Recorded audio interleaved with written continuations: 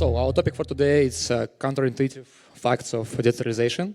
It's not only about this, but it's just a general thought that will be like elaborate during this speech. So I'm the first speaker, as you know. Yeah, and that's why I will try to just warm up you a little bit, and we will start from like pretty, I believe, straightforward question. What do you think is the most important things for RPC from the dApps developer perspective? Who think that it's actually decentralization, most important part for RPC? Come on, guys, we are on Decentralized RPC Summit, no? Yeah? Okay. Who think it is latency? A little bit better, okay. What do you want? I don't know. Okay, and reliability. Nice. Almost nobody. Just joking. So, obviously, it's not decentralization, and it is a kind of first of controversial facts, like counterintuitive facts, because when we spoke with hundreds of potential clients and started with, guys, we are decentralized RPC providers, like, what? Okay, could we just go to, like, to real deal? What about reliability? What about everything else? And actually, nobody care from the client's perspective, especially right now, about just decentralization. If you have, like, decentralized RPC, you will not get clients just because of that. And it is a pretty important point that, like, everybody need to know. So maybe latency, it was some raised hands. Also, like, kind of, but still, because almost everybody provide quite well latency. If you speak about infra, for example, they work only in the United States. So basically from Singapore, from any other countries except of United States, you will get basically quite bad latency. But nobody cares, like infra, one of the leaders at the market. So obviously for some clients, for some dApps, it is important. And from my perspective and my team perspective, it's really important stuff for the next generation of dApps. But still, currently, it's just one of the good enough facts, and that's all. But reliability, it's one of the most important part. And we need to understand that our main goal here, when we speak about decentralized RPC, it's not just make it as big as possible. We need to create thousands of RPC providers connected to each other because it will be, brightest future world. It's more about getting some benefits for end users by decentralization. And it is a part of what we will discuss today. What else really important to actually dApp developers and any kind of RPC users? Actually, first one, it's cost efficiency. So basically price of RPC. And it's a kind of pain point because, we are trying to create the best possible product at the market. But when somebody come to you and just ask you, okay, what is the price? You can get price from the site and, yeah. Okay, what about discounts? It's already discounted. No, maybe somebody can provide me this several times cheaper. Okay, maybe it will be several times worse, I don't know. It will be really bad latency, pretty bad redundancy and so on. But yeah, one of the first question, cost efficiency, what is the cost? Could you make it even cheaper? Cheaper than air, I don't know. Another one is scalability.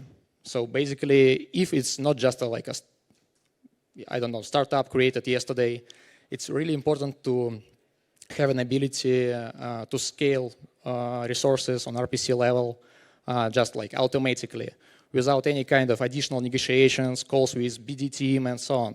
So basically, you just connected based on demand on your side from end users. Your infra should go with you, without any kind of tricky packages. When somebody trying to get 10 times more money from you just because in the initial package it was $50, but after several extra requests you pay $300, $500, $1K. Just occasionally. And yeah, like last one, it's convenience. And we'll come back to this a little bit later, but let's focus on three main things. So reliability, cost efficiency, and scalability. As you can see here, it's just Alchemy and AWS. Basically, I believe everybody's here know that Alchemy work only based on AWS and nobody care. But yeah, it's kind of reliable, it's kind of scalable, but it's bad from like pricing model. Yep, it's cost efficiency, it's quite bad here. But still, it is quite enough speaking about reliability and scalability, but for like only for the current level of Web3 ecosystems. Because currently, as you know, even biggest applications have, like small amount of clients. Sometimes it's just lower and lower day by day, and all of us just waiting for the new like next billion of users. And with this kind of setup, I don't think so that next billion of users will see something on their mobile phones or like laptops, just because it will be just go down and nobody care. When we spoke with like several huge potential clients, they worked only with Alchemy and like, okay guys, we can't just like switch to you because we already worked with Alchemy. Okay, and what? So it's just, like everybody who worked for huge enterprise in Web2 world, they understand that you can't just rely on one provider. You need to rely on several providers, at least 2, better 3 providers. But yeah, we can add GCP, we can add infra, so your reliability and scalability will be better, but cost efficiency will be worse and worse, like one by one. And like we can say also, United States, it's not reliable enough for us. We are in crypto. Like let's add Tencent Cloud or Bar Metals or somebody else. And quick note, perfect reliability, perfect scalability, but you will lose all your money from your business just on RPC and infra. So, could we help with it by decentralization? Obviously, like why we are here, so for that. But we need to focus on quality and cost efficiency, not about quantity. Because as I said, we've seen a lot of like examples of projects who started with just like creating decentralization for the scratch and creating like hundreds of nodes, hundreds of node operators, thousands of node operators. And like on the sides you can find like we have 25,000 of nodes. We have 100K providers and so on. Why you need it? You don't need such amount of capacity. And especially you can't work with all of these providers from the quality perspective. And that's why when we started to speak with really good companies, really good startups who already tried decentralized RPC, they told us, we kind of suspicious about decentralized solutions, and especially about decentralized infrastructure, just because we already had a really bad experience. We started with one guys, with another guys, and it was pretty bad. And it's kind of predictable just because they focused on onboarding new providers, not on onboarding, like several levels of quality checks and providing like additional services to cover all possible corner cases and so on. Actually, who did this? Alchemy did this, Infura for some kind of quick note. All of them centralized, but they have a lot of coverage for corner cases. And speaking about quality, it is a kind of high level of quality comparable to old decentralized solutions here. So, but yeah, how we can move forward with decentralization for RPC solutions? We need to move step by step. So, as we started with initial quality checks for flat, like fair price from our perspective, and our clients also happy, I hope so. And we believe that pay-as-you-go model is one of the best models, speaking about the clients, because you can't try to, implement some kind of outdated Web2 models from SaaS business when, like you speak about retention from packages, from extra payments, from extra services, and so on and so forth. And there's a lot of hidden fees. I believe it is not a good way to get it like traction. And that's why we started with just time-proven Web3 infra providers only. For the beginning, it's good enough just because we can control quality of the nodes. And together with these guys who we worked with inside of Graph Protocol, Connex Network, Forta, other networks, we can actually move forward much faster. We can rely on them, and we can create the best possible product, speaking about quality. After that, when we have initial part, we can move forward with better cost efficiency. So we can utilize resources better way. We can onboard clients who already have resources, because currently, I believe you know, like some companies who just pay you for spin up new nodes, and you just get money not from request but from new nodes. In that case, it totally does not make sense, just because we already have a lot of capacity in network, like tons of capacity. But utilization of this capacity, it's pretty low. So much better not to pay more and more to GCP, to DigitalOcean, and any other cloud-based platforms. Much better just connect existing nodes and sell empty resources to the network. It just allows you to make it just a more cost-efficient. So it's kind of obvious, but still. And obviously, when you already have this kind of capacity and some kind of traction, you can't utilize resources, till the end of the days. That's why we also need to have several other mechanisms, for example, price auctions and price ceiling. I believe like price beats, price auctions, it's quite obvious why we need it, just because there's different providers with different setups in different regions, so they can use different price, and they want to set their own price, depends on their needs of utilization. So basically, they can use our flat price, but they can also set it on the lower level to get more requests, for example. But also, it is a kind of concerning to big clients, because big clients want to have some kind of predictable prices. So they don't want to work only with price auctions. They want to have some kind of highest level of pricing that they can get from the network. That's why price ceiling, it's just like necessary stuff, and you can't go without it. And only when all of this is prepared and your clients get really good service, you can go to really permissionless join. Open market for everyone, but only when you have guarantees of quality, when you have several levels of quality checks. So, what we forgot? Convenience.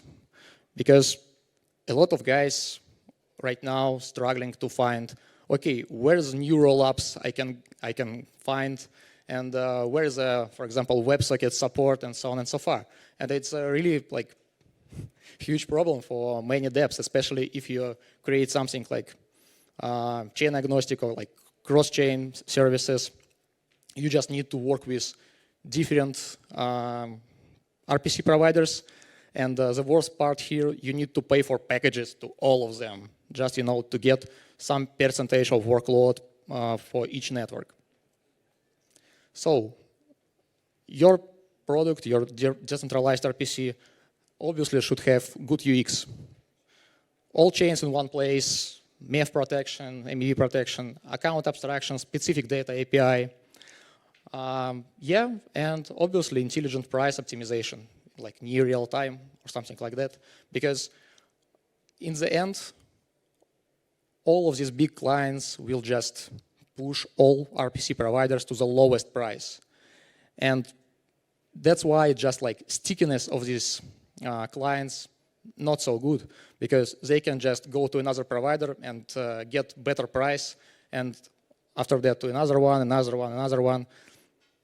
So it's just like additional frictions. Much better if you have some kind of automated mechanism that will provide best possible price.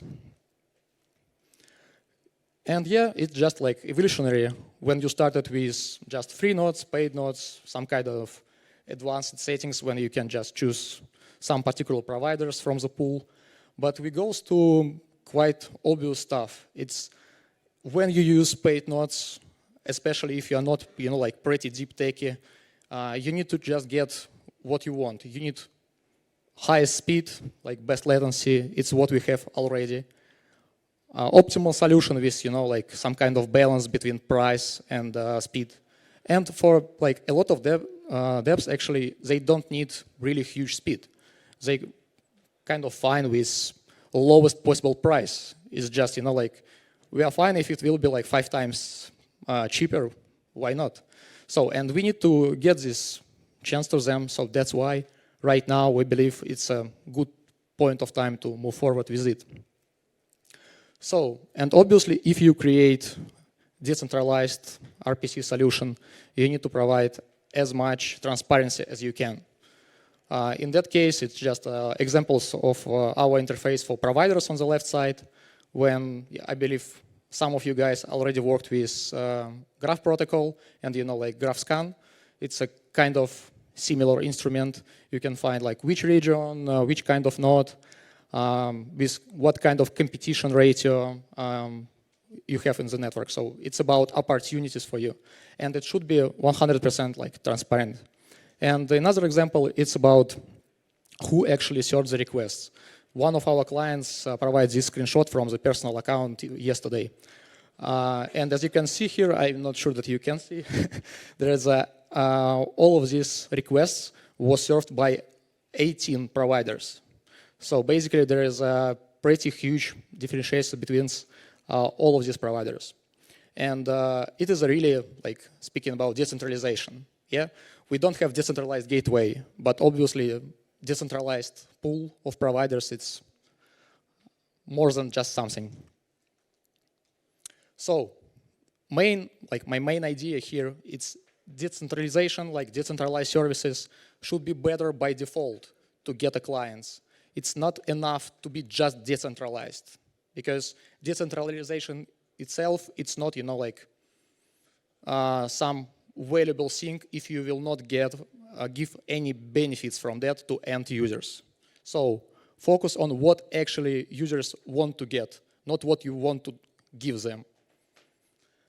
And yeah, we need to build an open and collaborative community. Altogether, we need to focus on collaboration, not competition. That's why we work together with all kinds of aggregators, RPC providers, to make it much better day by day. So we created initially gRPC with p2p.org, and it was more than 10, like from 10 to 15 other Web3 infra providers. And currently we have around 20 data providers around the globe, and hundreds of startups, as well as well-known names, and more coming. Why it's just 20 providers? As I said, all of this, it's about money generation. It's not about, like printing tokens or money from the air. That's why we need to be sure that providers connected to us get enough money to cover their expenses on servers, workforce, and so on. That's why we are trying to keep it at this amount till the moment we will create enough demand from the client side and enough quality checks. As I said before, several levels of quality checks to be sure that our final end users will get highest possible, the best possible service. That's all from my side. Let's make your dev a little bit more dev. Thank you, guys.